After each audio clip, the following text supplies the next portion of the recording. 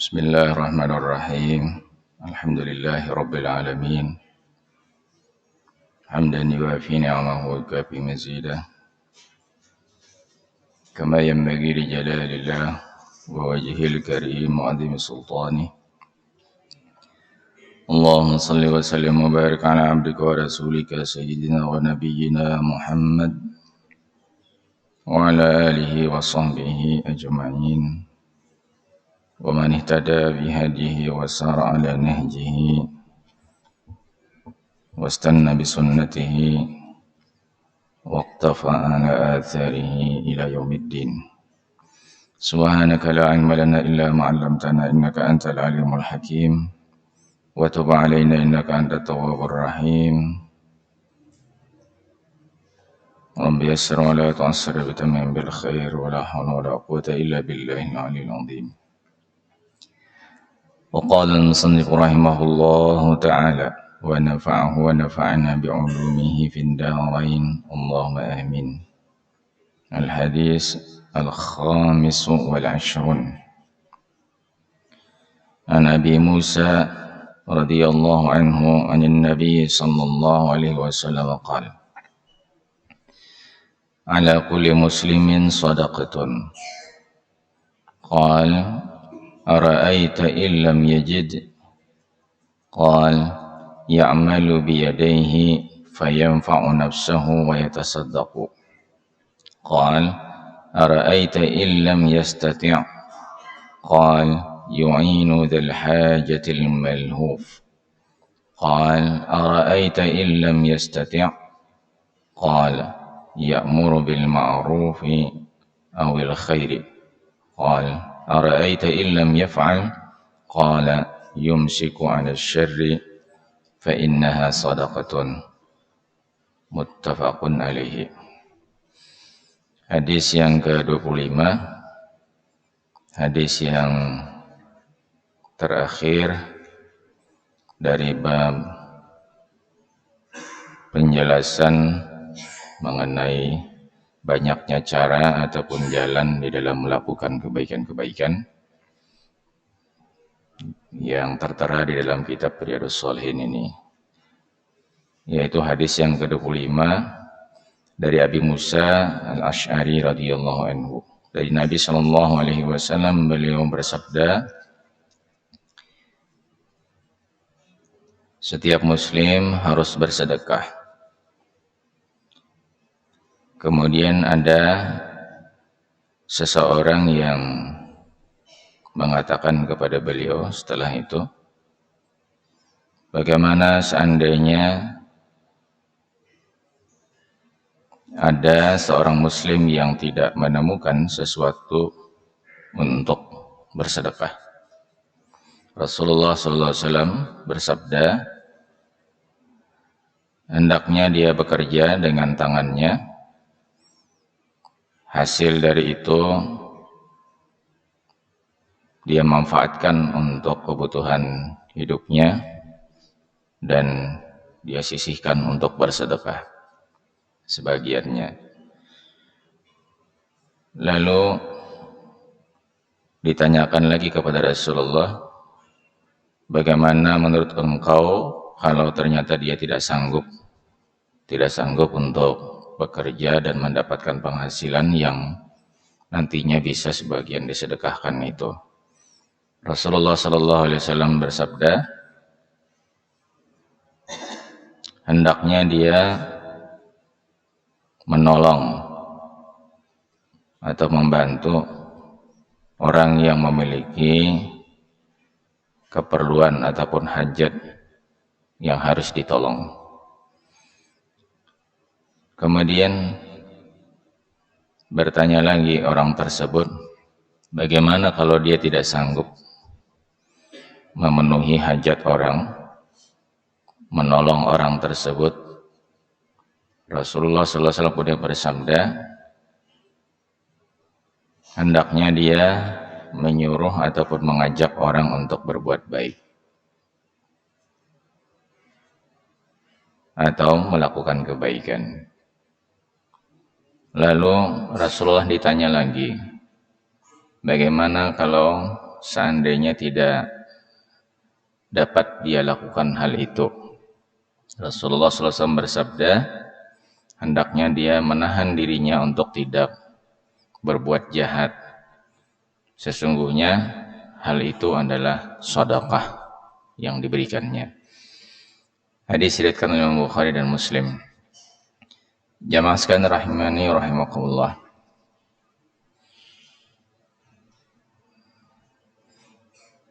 Rasulullah sallallahu alaihi wasallam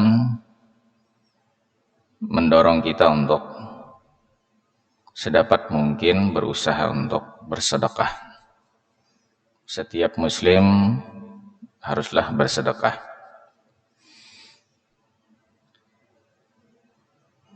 Ada di antara yang bertanya kepada Rasulullah, kalau tidak sanggup bagaimana ya Rasulullah? Maka Rasulullah tetap mencarikan cara ataupun jalan untuk tetap bersedekah. Ini menunjukkan kalau bersedekah ini adalah satu hal yang sangat penting sekali dilakukan oleh seorang muslim dalam hidupnya. Di antaranya Nabi memberikan solusi, kalau orang tidak punya sesuatu untuk disedekahkan, ya cari pekerjaan, ya, untuk kemudian dari hasil pekerjaan itu, selain dimanfaatkan untuk kepentingan pribadi, sisihkan sebagiannya untuk bersedekah itu, kata Rasulullah SAW. Jadi mungkin pada saat itu orang tidak punya sesuatu untuk disedekahkan, cukup hanya untuk keperluan dirinya sendiri. Tapi bukan berarti itu menjadi satu alasan untuk kemudian tidak bersedekah. Nah, Nabi mendorong supaya cari pekerjaan untuk bisa menambah penerimaan yang nanti sebagiannya bisa untuk disedekahkan. Jadi bisa saja yang dimaksud di pertama itu, orang punya harta tetapi tidak bekerja. Dia merasa cukup dengan hartanya itu untuk keperluannya sehari-hari. Sehingga Nabi memberikan jawaban, kalau tidak ada yang disedekahkan selain daripada kebutuhan hidup itu bagaimana ya Rasulullah? Ya berusaha, kata Nabi, bekerja untuk bisa ada di luar kebutuhan hidup itu lebihnya untuk disedekahkan dengan cara bekerja. Nah, ini Rasulullah SAW dalam hadis ini, kata ulama, menyuruh kita untuk berusaha. Di antaranya usaha itulah bekerja. Yang bekerja tidak hanya hasilnya bermanfaat untuk keperluan kita dan keluarga, tetapi juga bisa disedekahkan bermanfaat untuk yang lain. Kalau misalnya tidak sanggup bekerja ya Rasulullah, bagaimana ini? Jadi ya Rasulullah, setidak-tidaknya kalau ada orang memerlukan tenaga kita ataupun pemikiran kita atau apa saja untuk ditolong orang itu sesuai dengan keperluannya, maka bantulah dia. Maka itu adalah sedekah kamu buat orang lain. Bagaimana kalau dia tidak sanggup? Jadi Nabi ini selalu dicacar dengan pertanyaan-pertanyaan ini. Tapi terus saja Nabi memberikan jalan untuk tetap bersedekah. Nah, ya setidak-tidaknya ajaklah orang untuk berbuat baik. Ya, walaupun kita yang mengajak mungkin belum sanggup berbuat hal itu. Jadi tidak menjadi satu alasan kalau misalnya kita belum sanggup melakukan itu, lalu kemudian kita tidak mengajak orang berbuat yang semacam itu. Ajakan itu ya bisa melalui ilmu, ya, bisa melalui nasihat dan sebagainya.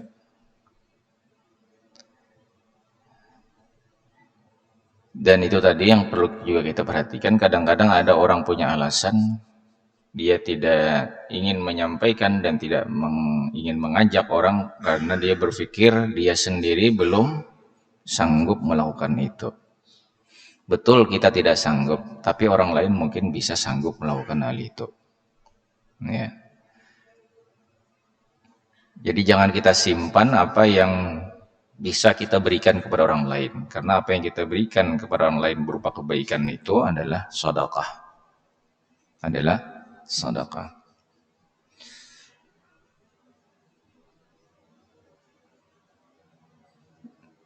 Bagaimana kalau dia tidak bisa melakukan hal itu ya Rasulullah? Mungkin ya dari segi ilmu minim umpamanya kan. Ya, kemudian untuk menasihati orang juga tidak bisa. Maka Rasulullah SAW menyatakan kalau begitu ya Rasulullah, ya berusahalah untuk menjaga diri, jangan sampai setiap ucapan, tindakan dan perbuatan itu dapat mengganggu orang lain. Ucapan, perbuatan itu jangan sampai mengganggu orang lain. Ya, mengganggu hatinya kah, mengganggu perasaankah, pikirannya kah, atau apa saja yang kira-kira itu bisa menyakiti orang lain, membuat orang menjadi terganggu, menjadi tidak nyaman, apalagi sampai kalau itu menjahati orang. Jadi menahan diri itu adalah merupakan satu tindakan kebaikan yang kita berikan kepada orang lain. Kebaikannya di mana? Berarti kita memberikan perlindungan kepada orang lain sehingga dia bisa menjadi nyaman dan aman di dekat kita. Jadi kalau kita memastikan bahwa orang bisa nyaman di dekat kita, senang di dekat kita, maka usaha itu adalah berarti usaha sedekah. Karena ada sesuatu yang kita berikan, yaitu berupa perlindungan tadi kepada orang lain. Nah, jamaah rahimakumullah, itu tentu saja tidak memerlukan modal apapun, ya seperti yang disebutkan sebelum-sebelumnya untuk bersedekah. Tetapi itu sudah bernilai sedekah. Jadi sudah menjadi tugas dan kewajiban setiap orang untuk melaksanakan tugasnya, yaitu menciptakan bahkan menebarkan kebaikan-kebaikan itu di di sekelilingnya, ya, di sekelilingnya, yang disebut oleh Rasulullah sebagai satu sedekah nilainya. Wa qala rahimahullah ta'ala babul iqtisad fi ta'ah. Kemudian berpindah ke bab yang ke-14 dalam kitab ini, yaitu bab mengenai berlaku sedang di dalam berbuat ketaatan ataupun melakukan amal-amal itu berlaku yang sedang. Sedang itu artinya tidak berlebihan, tidak juga ya pelit lah begitu dalam beramal ataupun melakukan ketaatan. Qala Allah Ta'ala, a'udzu billahi minasyaitonir rajim. Bismillahirrahmanirrahim. Taha ma anzalna 'alaikal Qur'ana litashqa. Allah Subhanahu wa ta'ala berfirman, Taha, tidaklah kami turunkan kepada engkau wahai Nabi Muhammad sallallahu alaihi wasallam Al-Qur'an itu untuk membuat kamu menjadi sengsara, litashqa, tidak. Ini menanggapi, ayat ini menanggapi pembicaraan orang-orang musyrikin kepada Nabi sallallahu alaihi wasallam. Mereka mengatakan begini, itu lihat yang katanya Al-Quran diturunkan kepada Muhammad sallallahu alaihi wasallam itu tidak lain tidak bukan itu ingin membuat susah kehidupan dia sehingga hidupnya menjadi terbelenggu, banyak aturan yang harus diikuti lah, harus begini, harus begitu, tidak boleh begini, tidak boleh begitu, akhirnya susah sendiri. Menanggapi hal itu maka turunlah ayat ini, kami sama sekali tidak menurunkan Al-Quran itu kepada engkau wahai Muhammad untuk membuat engkau menjadi hidupnya serba sulit, serba susah, kemudian menjadi sengsara, apa segala macam. Tidak, sama sekali tidak, kata Allah. Jadi Allah memberikan jaminan bahwa ajaran yang Allah berikan melalui Al-Quran, baik perintahnya untuk dijalankan maupun larangannya untuk dijauhi, dan aturan-aturan yang Allah sampaikan juga melalui hadis Rasulullah SAW, itu tidak bermaksud dan tidak bertujuan untuk membuat hidup kita ini semakin menjelimet, semakin susah, ya, semakin terbebani, ya, tidak, sama sekali tidak, kata Allah Subhanahu wa taala. Jadi di dalam ayat itu diambil satu faidah mengenai bab kita ini, bahwa sekalipun telah diuraikan pada bab terdahulu, banyak sekali jenis dan macam amal-amal serta ketaatan-ketaatan, kebajikan maupun kebaikan yang bisa dilakukan orang. Tetapi itu bukan berarti ingin memberikan tugas sebanyak-banyaknya kepada kita untuk kita kerjakan.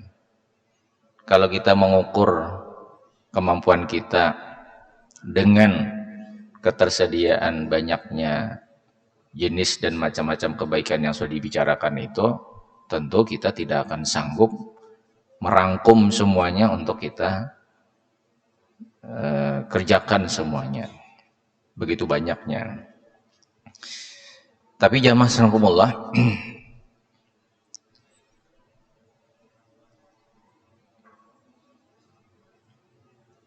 Allah sudah menjamin bahwa apa yang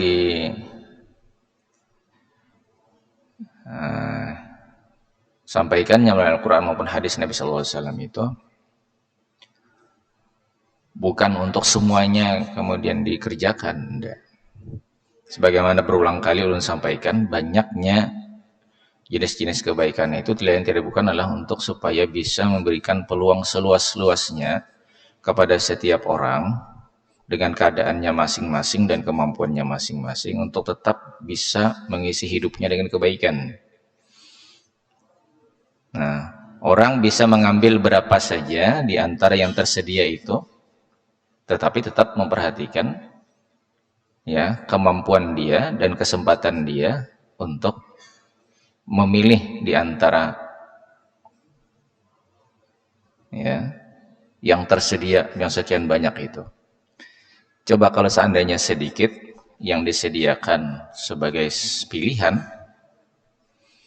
nah, itu mungkin saja ada sebagian orang yang sama sekali tidak mendapatkan kesempatan untuk mengisi hidupnya dengan kebaikan kalau pilihannya sedikit. Sementara yang sedikit itu dia tidak berpeluang, gitu kan. Nah, jadi itu hikmahnya. Bukan berarti bahwa kita disuruh semuanya untuk diborong, ya, dikerjakan. Jelas itu di luar daripada kemampuan kita. Nah, itulah Allah Subhanahu wa taala menyampaikan dalam Al-Qur'an. Kemudian di tempat lain di bagian dalam Al-Qur'an Allah berfirman, "A'udzubillahi minasyaitonir rajim, yuridullahu bikumul yusra wa la yuridu bikumul usra." Allah menghendaki kalian mendapatkan kemudahan dan Allah tidak menghendaki kalian mendapatkan kesusahan ataupun kesulitan. Ini pernyataan Allah Subhanahu wa taala yang menyuruh-nyuruh kita, yang melarang-larang kita. Semua itu adalah kehendak Allah Subhanahu wa taala. Dia menyuruh maupun melarang. Tapi di dalam kehendaknya itu, ya, dia tidak mempunyai tujuan untuk membuat kita jadi susah. Malah Allah ingin, ya, kita melakukan tugas itu dengan cara yang mudah, ya, cara yang mudah.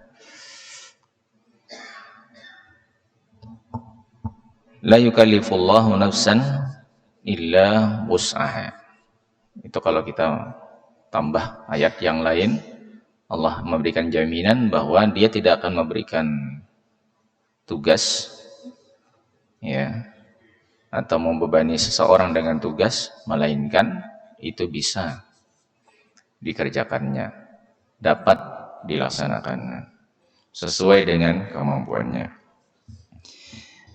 Berpindah kepada hadis yang pertama, wa an Aisyah radhiyallahu anha anna Nabi sallallahu alaihi wasallam dakhala 'alaiha wa 'indaha imra'atun qala man hadhihi qalat hadhihi fulanatun tazkuru min salatiha qala mah alaikum bima tutiqun fa wallahi la yamallu Allahu hatta tamallu wa kana ahabbad din ilaihi ma dawama sahibu alaihi muttafaqun alaihi. Dari Aisyah radhiyallahu anha, sesungguhnya Nabi sallallahu alaihi wasallam datang menemui istri beliau Sayyidatuna Aisyah radhiyallahu anha di tempat tinggalnya. Karena istri Nabi itu punya tempat tinggal masing-masing. Nah, yang diceritakan ini ketika Nabi datang ke tempat tinggalnya Sayyidatuna Aisyah radhiyallahu anha. Kebetulan di waktu itu ada seorang perempuan di rumah itu bersama Sayyidatuna Aisyah radhiyallahu anha. Siapa wanita ini? Ya Rasulullah bertanya kepada istri beliau. Kemudian istri beliau menjawab, ini si fulanah, tidak disebutkan namanya siapa dalam riwayat ini. Tapi tentu pada saat menyebutkan kepada Nabi disebutkan namanya, tapi dalam riwayat ini tidak disebutkan siapa wanita itu. Yang datang ini ya Rasulullah, dia menyebutkan tentang kegiatan sholatnya. Luar biasa ya Rasulullah sholatnya. Nah, kalau disebutkan tentang sholatnya yang luar biasa itu, dia pasti banyak sekali sholatnya, kan? Sampai Sayyidatuna Aisyah itu sepertinya kagum ya dengan cerita wanita yang datang ke rumah itu. Lalu Rasulullah SAW menanggapi hal itu dengan mengatakan, mah, jangan begitu, kata Rasulullah. Mah itu kita terjemahkan jangan begitu. Jangan begitulah ya Rasulullah. Alaikum bima tutiqun. Ya. Kalian hendaknya kalau mengerjakan sesuatu, kerjakanlah sesuai dengan kesanggupan saja. Jangan terlampau dipaksa-paksakan berlebih-lebihan. Nah, ini kan memberikan kesan kalau yang diceritakan sholat tadi itu ya banyak sekali sholatnya gitu nah. Banyak sekali sholatnya. Sampai Nabi menanggapinya seperti itu. Kemudian Nabi selanjutnya, demi Allah, beliau bersumpah demi Allah, Allah Subhanahu wa ta'ala itu dia tidak pernah bosan untuk memberikan pahala dan ganjaran kepada siapapun ya melakukan amalnya. Allah tidak pernah bosan. Tidak pernah bosan itu artinya tidak pernah putus-putusnya, akan terus-menerus memberikan pahala itu. Ya. Hatta tamallu, sehingga kalian sendiri yang akan bosan. Sehingga kalian sendiri akan bosan. Artinya kita itu akan bisa putus dari beramal gara-gara terlalu diporsir berlebih-lebihan. Nah, jadi jangan khawatir kalau soal pahala itu, Allah itu akan terus berikan pahala sampai kapanpun kita beramal. Cuma untuk sampai kapanpun beramal itu ada caranya. Kalau kita beramal diporsir, itu hanya bertahan mungkin bisa berapa lama, setelahnya mungkin bisa putus gitu nah. Nah, putusnya kita beramal ya putus juga pahalanya kan. Sementara Allah sama sekali tidak pernah dia mau memutus pahala itu. Kita sendiri yang akan memutusnya karena akibat bosan di dalam beramal itu. Nah, jamaah rahimakumullah. Jadi Nabi menanggapi apa yang tadi diceritakan oleh Sayyidatuna Aisyah tentang wanita yang datang berkunjung ke rumah itu. Kagum memang Sayyidatuna Aisyah, tapi Rasulullah SAW memberikan arahan, jangan begitu, kata Rasulullah SAW. Kalau beramal itu ya sedang-sedang saja, ya diukurlah kemampuan itu, jangan terlampau berlebihan. Jadi nampaknya Nabi menilai apa yang dikerjakan oleh wanita itu terlalu berlebihan, ya terlalu diforsir. Kemudian Sayyidatuna Aisyah radhiyallahu anha melanjutkan, wa kana ahabbuddin ilaihi mada wa ma sahibu alaihi. Rasulullah SAW itu ya, di dalam melaksanakan tugas-tugas agama, beliau lebih suka memilih cara mada wa ma sahibu alaihi. Kalau orang terus-menerus ya dapat memelihara tugas-tugas agamanya itu yang paling disukai Nabi Shallallahu Alaihi Wasallam dalam kita melaksanakan tugas agama, apapun jenisnya, apapun macamnya yang kita kerjakan di antara tugas-tugas agama itu, hendaklah tugas itu tetap terus ya berjalan dari waktu ke waktu, tidak berhenti. Itu yang paling disukai. Nah, jamaah sekalian, mungkin kita berpikir yang cocok buat kita supaya amal itu terus tidak putus-putus, itu bagaimana caranya, gitu kan? Nah, ya diantaranya tadi seperti yang disinggung tuh, diantaranya jangan terlalu dipaksa-paksakan dengan cara diporsir tenaga untuk itu, gitu terus santo. Mungkin yang kedua juga kita ya harus menciptakan suasana yang bisa mendukung agar amal kita itu tetap berlangsung terus menerus. Ya, suasana itu, suasana kalau menyangkut dengan tempat, ya kita harus memiliki tempat yang cocok untuk kita melakukan hal itu supaya dia tetap amalnya terpelihara dan terjaga. Kalau itu berkaitan dengan waktu, ya kita juga harus menyediakan waktu khusus untuk amal kita itu supaya amal kita itu bisa bertahan terus menerus. Ya. Bahkan juga orang perlu juga menyesuaikan amalnya itu dengan suasana hatinya. Suasana hatinya. Hati kita ini kan cenderung berubah-ubah keadaannya. Suasana hati ini. Ya. Artinya jamaah astagfirullah, kadang ada juga amal itu yang tidak bisa didukung oleh suasana hati kita itu. Ya.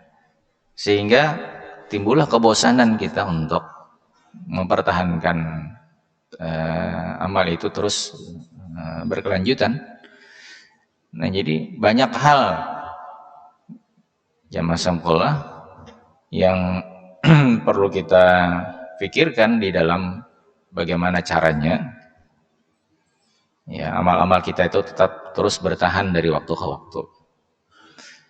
Dan model amal seperti itulah yang paling disukai Nabi Shallallahu Alaihi Wasallam.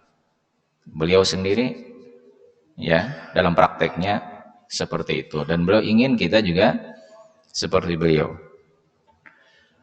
Nah, inilah jamaah sekalian, tadi sudah kita baca ayatnya bahwa ajaran-ajaran agama yang Allah turunkan itu ya jangan malah membuat kita merasa akhirnya sulit atau susah atau berat di dalam melaksanakannya. Lalu bagaimana caranya, akan itu pertanyaannya. Nah, salah satu yang tadi Nabi tawarkan itu adalah bagaimana caranya supaya itu tetap terpelihara dari waktu ke waktu.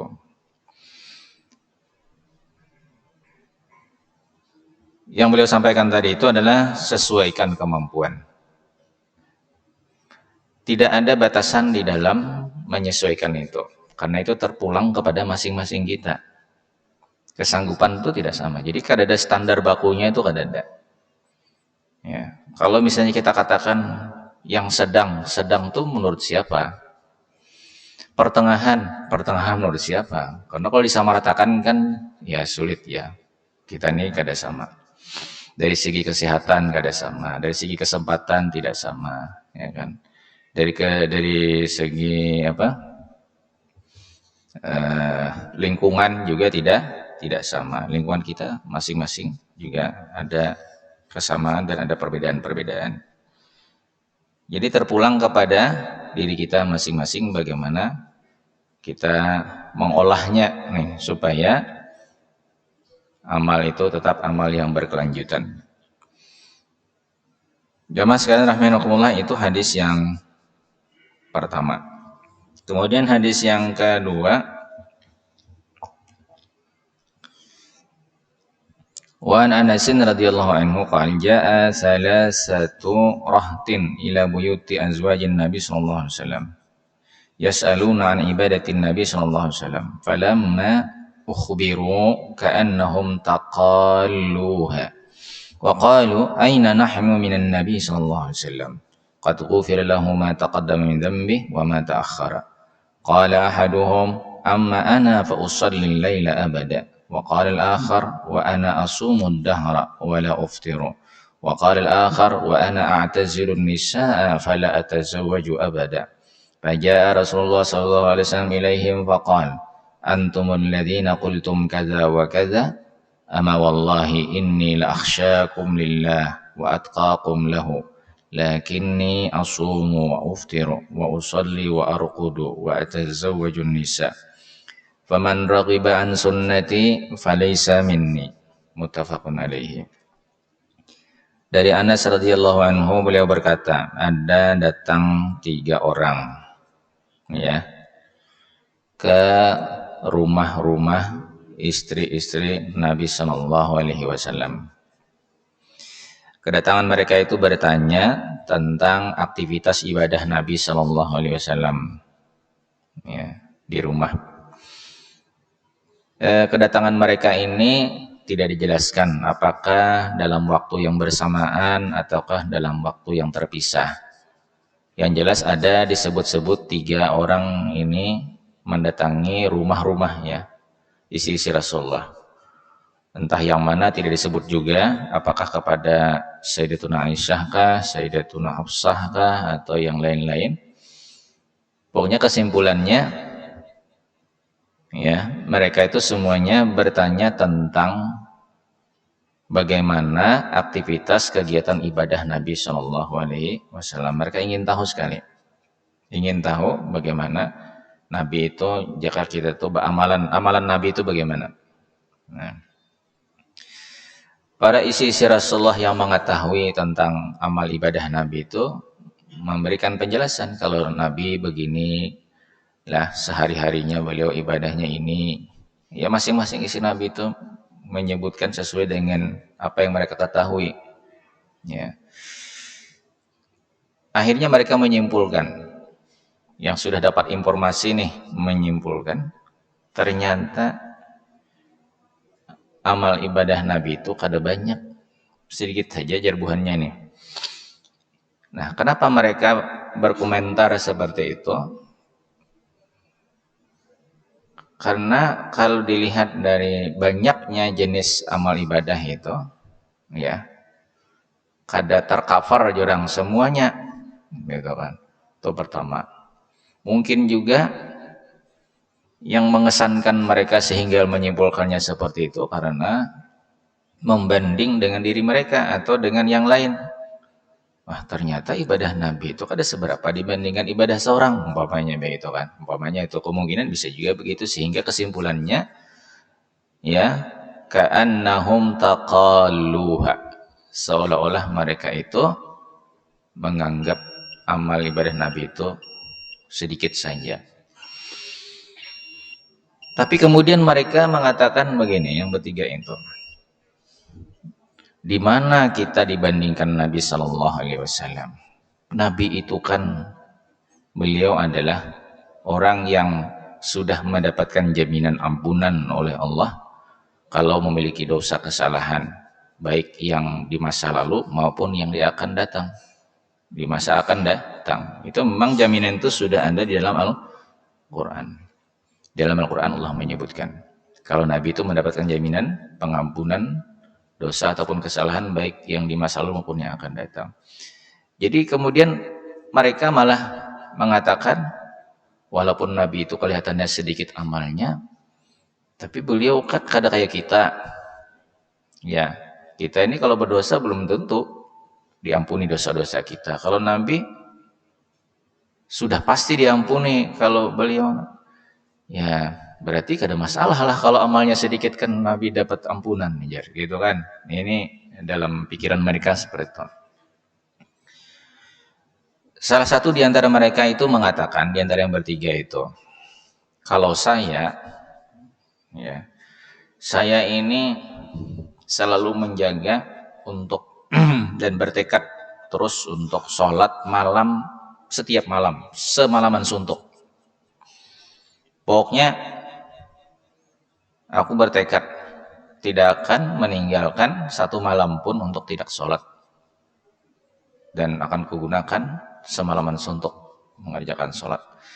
Yang satu lagi mengatakan, aku akan puasa setiap hari, aku tidak akan pernah berbuka. Artinya tidak pernah berbuka itu saban hari puasanya. Ini harap pada Nabi Daud lagi, puasa saban hari. Kemudian yang satu lagi mengatakan, aku kan hendak kawin. Kan hendak kawin. Kenapa hendak kawin? Karena bilangnya kawin banyak kamu urusan, terganggu ibadah. Aku mau fokus ibadah hanya, maka aku hendak kawin. Pokoknya hendak kawin. Seumuran udah hendak kawin. Jangan sekong nih. Jadi masing-masing itu menyampaikan apa yang menjadi tekadnya di dalam beribadah. Yang satu tidak ingin tidur setiap malam, hanya khusus ibadah saja. Yang satu tidak ingin makan dan minum siang hari, pokoknya puasa aja ibadah. Nah, yang satu lagi bang, hendak kawin. Nah, dianggap kawin itu kan ya banyak urusan lah, ini itu segala macam. Ya. Lalu Rasulullah mendatangi mereka. Jadi setelah Rasulullah kan mengetahui hal itu, maka beliau merasa hal itu tidak benar, ya, cara-cara seperti itu tidak baik gitu. Nah, lalu didatangi orang-orang tadi itu, ditemui oleh Rasulullah. Betulkah kalian bertiga ini yang kabarnya begini, begitu, begini? Ada yang mengatakan ingin setiap malam tahajud, yang ingin puasa setiap hari, kemudian ada hendak kawin. Nah, jadi ya Rasulullah begini, aku ini demi Allah, aku ini dibandingkan kalian, ya, rasa takutnya kepada Allah itu lebih daripada kalian semua. Takut saya kepada Allah itu melebihi rasa takut kalian kepada Allah Subhanahu wa taala. Nah, ketakwaanku melebihi daripada ketakwaan kalian kepada Allah Subhanahu wa taala. Tapi supaya kalian tahu, aku ini ya Rasulullah, puasa juga, artinya puasa sunat toh. Ya, tetapi kadang-kadang saja, kadang puasa, kadang kada puasa. Nah, kemudian aku ini ya Rasulullah sholat malam juga, tetapi ya kadang-kadang aku guring juga malam itu, kadang semalaman suntuk, kada bau guringan. Ya, sholat malam, tapi guring juga kayak itu. Nah, ya bahasa kita kebepandrinya kayak itulah. Nah, kemudian yang ketiga ya Rasulullah, ikam tahu aja aku ini berapa bini basic, nah kawin gitu. Nah, kawin berkeluarga. Lalu ya Rasulullah menutup pembicaraan, barang siapa yang tidak suka mengikuti cara yang aku tempuh ini, maka dia tidak termasuk daripada golongan pengikutku. Ya, jadi jamaah sallallahu ya memang di benak orang itulah alasannya kenapa dia ingin menyungguh-nyungguhi ibadah itu kan, karena mungkin dia merasa takut kalau tidak cukup bekal menghadap Allah, kalau dosanya lebih banyak daripada pahalanya. Nah itu kan pertimbangan yang memang benar itu. Nah, tetapi Rasulullah SAW menyampaikan kalau bukan berarti aku kurang daripada kalian rasa takutnya kepada Allah sehingga amalku dibandingkan amal kalian tidak terlalu banyak misalnya. Enggak, kata Rasulullah, bukan itu alasannya. Nah, itu artinya apa ya Rasulullah? Bahwa kita memelihara tubuh itu termasuk tugas agama. Termasuk tugas agama. Kalau kita puasa saban hari ataupun setiap malam kada beguringan, itu kita zalim kepada tubuh kita. Kita tidak berlaku adil terhadap tubuh kita. Kita tidak menunaikan hak kewajiban kita kepada tubuh kita. Termasuk kawin itu. Ya. Mudah-mudahan ini kawin bertahan lah.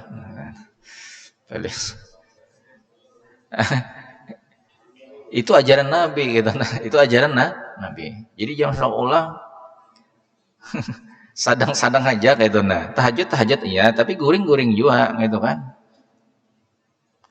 Jadi begini seolah. Perkara-perkara mubah di dalam kehidupan kita di dunia ini, guring lah, makan, minum, itu kan perkara mubah yang disebutkan itu. Nah, tetapi itu bernilai pahala di sisi Allah Subhanahu wa taala kalau niatnya adalah untuk memperkuat ibadah. Maksud memperkuat ibadah itu apa? Menjaga supaya ibadah itu berkelanjutan. Kan kalau parut terganggu juga ibadah Allah. Nah, kada berkelanjutan karena ibadah.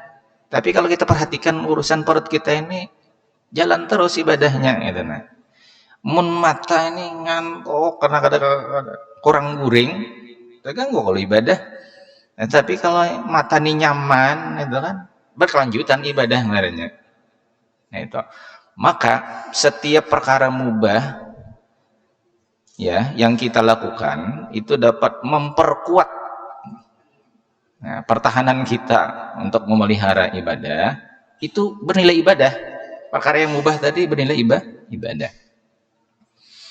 Nah, coba kawin juga kayak itu kan. Kawin lawan kada kawin itu kira-kira pikirannya sama atau kada? Lawan kada kawin itu kira-kira penglah jadi pikiran juga kalau kan. Jadi pikiran baca-cabang kayak apa itu. Tapi kalau kawin kan jauh lebih tenang daripada nang kada kawin. Nah, ibadahnya lebih fokus. Bahkan jamaah Allah, mohon maaf lah nih, ada di antara sebahagian orang, bahkan ulama-ulama juga, ya, supaya fokus kepada ibadahnya, supaya fokus kepada ilmunya, itu kalau pikiran sudah mulai melayang-layang, ya mendatangi istrinya gitu kan, selesai urusannya, tenang, plong gitu nah. Orang kada menjelaskannya terlalu vulgar lah, tapi itu ternyata solusi juga gitu nah, untuk supaya pikirannya plong, ternyata lebih fokus pada apa yang menjadi tugasnya. Nah, itu jazakumullah. Jadi maksud Nabi Shallallahu Alaihi Wasallam itu adalah perhatikanlah juga ya apa yang menjadi kebutuhan tubuh kita, karena kita memakai modal tubuh untuk beribadah kepada Allah Subhanahu Wa Taala supaya ibadah itu tetap berkelanjutan. Maka perhatikanlah kebugaran dan kesehatan tubuh itu dengan cara ya istirahat, kemudian mengkonsumsi makanan yang cukup, kemudian juga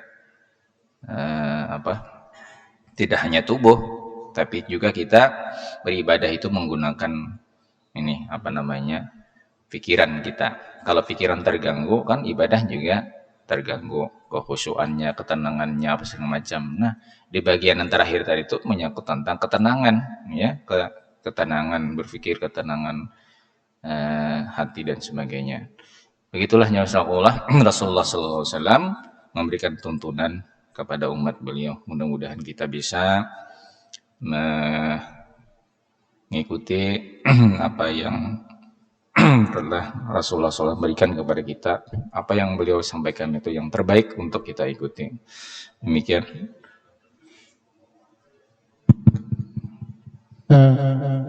Bapak, ibu-ibu jemaah salat subuh yang Allah muliakan. Tadi guru kita menjelaskan beberapa hadis yang cukup jelas mungkin, tapi tanggapannya mungkin ada kurang jelas ya.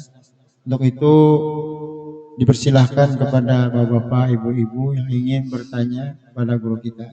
Untuk itu dipersilahkan. Adakah Pak yang bertakon? Ustaz bertakon. Betul.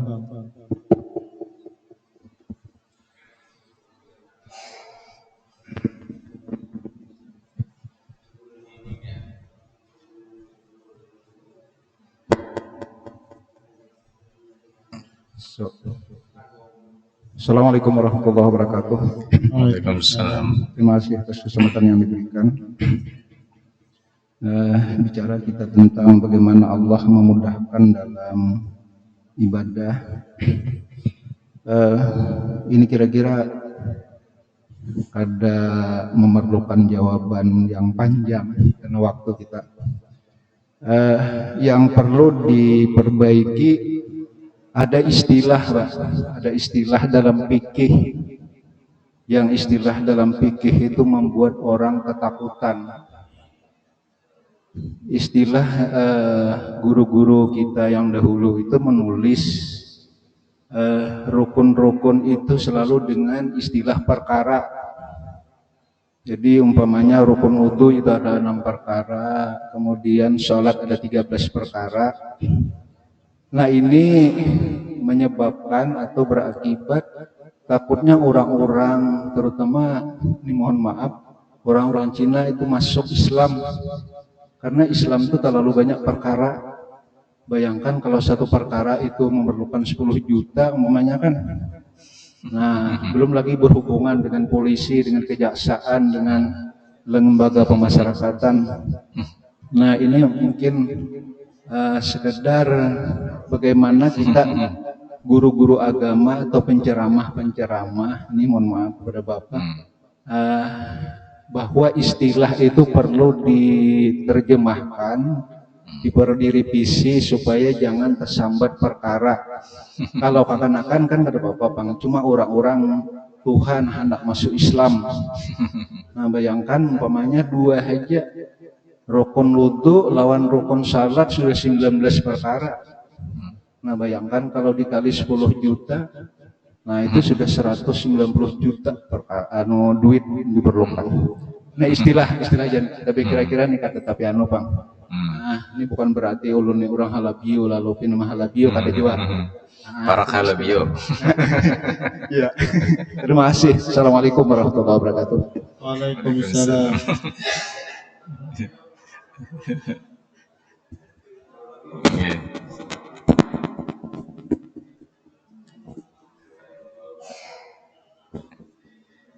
Nya kada tanggapan. Tanggapannya. Ya, adakah lagi yang bertanya? Cukup aja dulu lah. Cukup aja, mungkin waktu sudah sampai. Al-Fatihah. Silakan untuk doa. Al-Fatihah.